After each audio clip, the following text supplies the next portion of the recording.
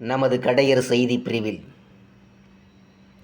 இன்று நடந்த பீகார் சட்டமன்ற தேர்தலினுடைய முடிவுகள் பற்றி ஒரு சிறப்பு பார்வை நமது கடையர் செய்தி பிரிவில் பார்க்க போகிறோம். இந்த பீகார் தேர்தலில் ஒரு கற்பனைக்கு நான் சொல்கிறேன், ஒரு கற்பனை உலகத்தில் இப்படி நடந்திருந்தால் என்ன தமிழகத்தில் பேசியிருப்பார்கள் என்பது பற்றி ஒரு கற்பனை பண்ணி பார்ப்போம். அதாவது பீகார் தேர்தலில் ராஷ்டிரிய ஜனதாதளம் காங்கிரஸ் கட்சி கூட்டணி 220 தொகுதிகளில் ஜெயிச்சு பிஜேபி 5 தொகுதிகளிலும் நிதிஷ்குமார் 4 தொகுதிகளிலும் என்று ஜெயிச்சிருந்தால் தமிழகத்தில் மதசார்பினை ஆட்சி தலைவர்கள், அதாவது மதசார்பினை கட்சி தலைவர்கள் எப்படியெல்லாம் பேசியிருப்பார்கள் பார்த்தீங்கன்னா, பீகார் தேர்தலில் மதவாத அரசியலும் தோற்றது, மதச்சார்பினை அரசியலை வென்றது, பீகார் மாநில மக்கள் மதவாத கொள்கைகளுக்கு சாவுமணி அடித்துவிட்டனர், சனாதன தர்மம் ஆதரவு அரசியலுக்கு சமாதி கட்டிவிட்டார்கள், மனு தர்ம ஆதரவு அரசியலை மண்ணுக்குள் மறைய செய்துவிட்டனர், பெரியாரின் திராவிட கொள்கைகளுக்கு வெற்றி கிடைத்திருக்கிறது, மதவாதம் வீழ்ந்தது, ஆரிய மாயை அழிந்தது என்று பேசியிருப்பார்கள். ஆனால் இன்று பீகார் தேர்தலில் பிஜேபி கூட்டணி வெற்றி பெற்றாலும் அந்த மதச்சார்பினை அரசியல் தலைவர்கள் என்ன சொல்லியிருப்பார்கள்? அவர்கள் தோற்றாலும் இது இங்கே இருக்கக்கூடிய ஒரு உண்மைகளை ஒப்புக்கொள்ள மாட்டார்கள். அதாவது இந்த பீகார் தேர்தலில் நம்ம அதனுடைய சிறப்பு அதை பற்றி நம்ம என்ன பார்க்குறோம்னா, நம்ம கடையர் செய்தி பிரிவின் மூலம் இந்திரா காந்தி அம்மையாருக்கும் மறைந்த பிரதமர் ராஜீவ் காந்தி அவர்களைப் போல ஒரு மக்களை வசீகரிக்கும் தன்மை ராகுல் காந்திக்கு இல்லை என்பதை போல தோன்றுகிறது. ராஜீவ் காந்திக்கும் இந்திரா காந்திக்கும் இந்த மக்களை வசீகரிக்கக்கூடிய தன்மை ராகுல் காந்திக்கு இல்லை, இது போன்றது நமக்கு தான் தோன்றுறது. அப்படித்தான் நமக்கு தோன்றுறது. இன்றைக்கி நடந்த தேர்தலை பூரா அப்படித்தான் நம்ம பார்க்குறோம். நம்ம ஏன்னா பீகாரில் வரலாறு காணாத ஒரு வாக்குப்பதிவு மட்டுமல்ல, வரலாற்றில் எழுதப்படக்கூடிய வெற்றியாகவும் இன்றைக்கி இருந்திருக்கிறது இந்த பாரதிய ஜனதா கட்சியினுடைய என்டிஏ கூட்டணி. அதில் என்ன சொல்கிறாங்கன்னா, நிமோ மேஜிக்ன்றாங்க. அதாவது நிதிஷும் மோடியும், அதான் நிமோ மேஜிக்.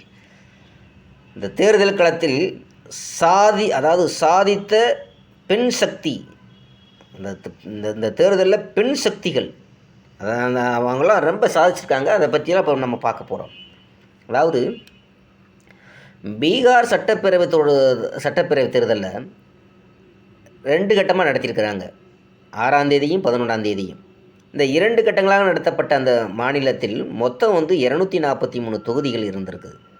அந்த முதல் கட்டமாக 6ஆம் தேதி 121 தொகுதிக்கும், 2வது கட்டமாக 122 தொகுதிகளுக்கு தேர்தல் நடத்தியிருக்கிறாங்க.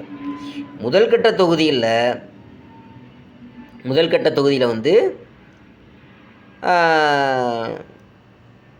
67.13% ஓட்டு பதிவாகிருக்குது. 2ஆம் கட்ட ஓட்டு பதிவில் 66.91% வாக்குகள் பதிவாகிருக்குது. அப்போ அந்த இவ்வளவு சதவீத வாக்குகள் பதிவாகிருக்குது. இன்றைக்கி நவம்பர் 14ஆம் தேதி காலை 8 மணிக்கெல்லாம் வாக்கு எண்ணிக்கை தொடங்கிற முதல்ல சில அந்த வாக்கு எண்ணிக்கிட்டே இருக்கிறாங்க. நம்ம தொலைக்காட்சி இதெல்லாம் பார்க்குறோம். அங்கே இருக்க செய்தியாளர்கள்லாம் நமக்கு சொல்கிறாங்க. இந்த தொடக்க முன்னிலே நிலவரத்தினுடைய ஸ்கோர் என்டிஏ கூட்டணியினுடைய ஸ்கோர் அந்த டாப் கியரில் 200 தொகுதிகளுக்கு அந்த 200 தொகுதிகளை வசப்படுத்தியிருக்கிறது. ஆனால் ஆர்ஜேஎஸோடி காங்கிரஸினுடைய கூட்டணி பார்த்திங்கன்னா 30 இடங்களுக்குள்ள அது சுருங்கி இருக்குதுன்னு சொல்கிறாங்க. இந்த மக்கள் தீர்ப்பு மதிக்கப்பட வேண்டும். அதாவது ஒரு தேர்தல் ஜனநாயக திருவிழா நடக்குது. இந்த ஜனநாயக திருவிழாவில் மக்கள் தனக்கு உண்டான ஜனநாயக உரிமை இந்த வாக்கு செலுத்துவது. இந்த ஜனநாயக தேர்தலில் மக்கள் ஓட்டு போடக்கூடிய அந்த நிகழ்வு ஜனநாயகபூர்வமாக நம்ம மதிக்க வேண்டும், மதிக்கப்பட வேண்டும். அதே வேளையில் இந்த பீகார் தேர்தலை பார்க்குறோம்னா மகாபந்தன் கூட்டணிக்கு, அதிலும் குறிப்பாக காங்கிரசுக்கு மக்கள் அளித்துள்ள தீர்ப்பு ஒட்டுமொத்த இந்திய வாக்காளர்களுடைய மனநிலையும் பொருத்தி பார்த்து அந்த பரந்துபட்ட பார்வையில் அலசப்பட வேண்டும் என்று இது நம்ம கடையர் செய்தி பெரும்பாலும் நம்ம சொல்கிறோம். நம்ம இந்த வாக்கு எண்ணிக்கையுடைய ட்ரெண்டை பற்றி நம்ம சொல்கிறோம். நம்ம அதாவது நிமோ மேஜிக், அதாவது நிதிஷ்குமாரும் மோடியும் அவர்களுடைய ஒர்க் அவுட், தேர்தலுக்கு பிந்தைய கருத்து கணிப்புகளுடன் பலவும் என என்டிஏ கூட்டணிக்கு மீண்டும் ஆட்சி அமைக்கும் 140 என்று அந்த 140 ஊதிக்குள்ளே வருவாங்க, வருஷமாகும் என்று சொல்லியிருந்தார்கள். ஆனால் அவங்க சொன்னதை காட்டிலையும் 200க்கு மேல் இமாலய வெற்றியை யாரும் கணித்திருக்கவில்லை.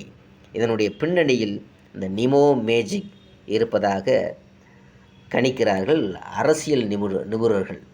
அதாவது நல்லாட்சி நல்குவோம் என்று நிதிஷும், அதாவது இரட்டை என்ஜினுடைய அரசை நல்லாட்சிக்கு வித்திடும் என்று கட்டிய உரிய மோடியும் இணைந்தே இந்த தேர்தலை வென்றெடுத்திருக்கிறார்கள்.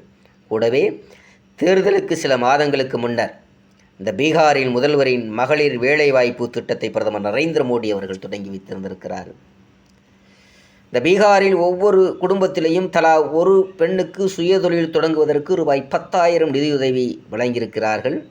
இந்த திட்டத்தில் இணைந்து சாதனை படைத்த பெண்களுக்கு கூடுதலாக ரூபாய் 2 லட்சம் வரை நிதியுதவி வழங்கப்படும் என்று முதல்வர் நிதிஷ்குமார் உறுதியளித்திருக்கிறார்.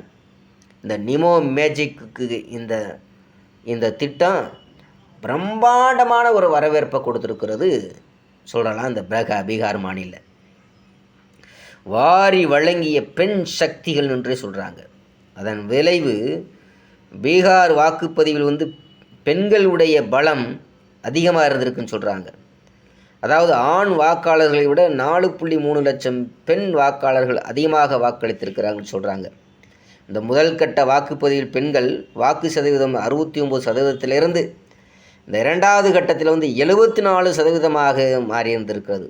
அதாவது நிதிஷ் தனது 20 ஆண்டுகால ஆட்சியில் சைக்கிள் முதல் நிதியுதவி வரை மகளிரை குறிவைத்தே நிறைய திட்டங்களை அறிவித்து செயல்படுத்தி விட்டதே இந்த பெண்களுடைய சக்தி.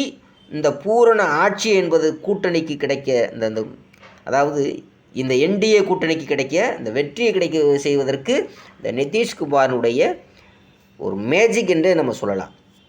இந்த காங்கிரஸ் கூட்டணியை பற்றி நம்ம பார்த்தோம்னா, இந்த பீகார் காங்கிரஸ் முக்பத் பீகார், இந்த பாரதிய ஜனதா கட்சி 2014 மக்களவைத் தேர்தல் வெற்றி தொட்டே அதன் இலக்காக முன்வைத்து காங்கிரஸ் முக்த பாரத், காங்கிரஸ் இல்லாத பாரதம், அந்த கனவை மெய்ப்பிக்கும் விதமாக காங்கிரஸ் இல்லாத பீகார் என்ற சொல்லும் நிலையில் வெறும் 5 இடங்களில் கூட வெல்ல முடியாமல் ஊசலாடி கொண்டிருந்த சூழலாக இருக்கிறது. அதாவது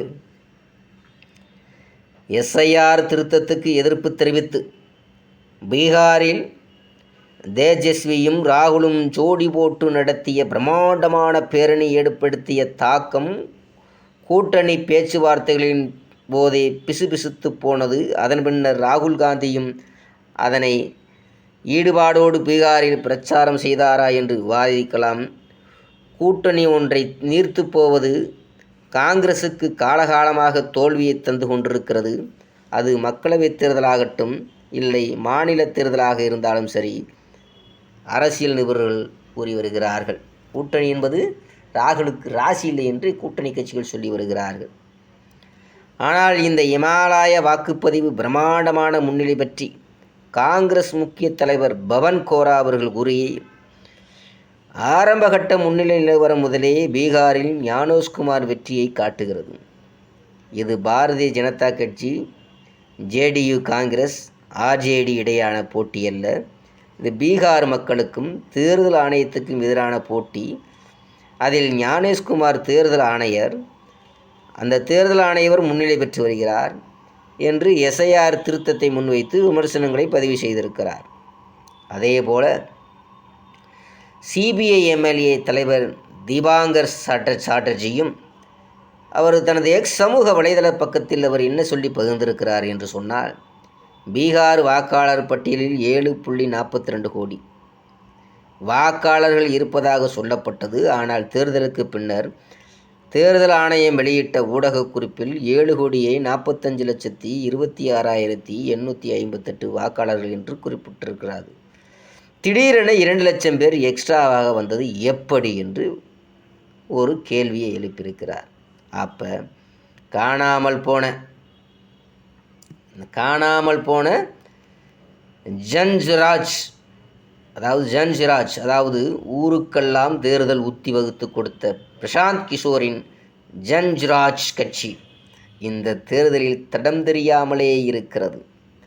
இந்த பீகார் மக்கள் மாற்றத்தை விரும்புகின்றனர். அந்த மாற்றம் நாங்கள்தான் என்றார் PK. ஆனால் பெயருக்கு கூட சோபிக்கவில்லை அவரது உத்திகள். இந்த சூழலில் பீகார் மாநில தேர்தல் இனி அடுத்து வரும் மற்ற மாநில தேர்தல்களுக்கு ஒரு முன்னோட்டமாக இருக்கும் என்ற வாதங்கள் எழத் தொடங்கியிருக்கிறது.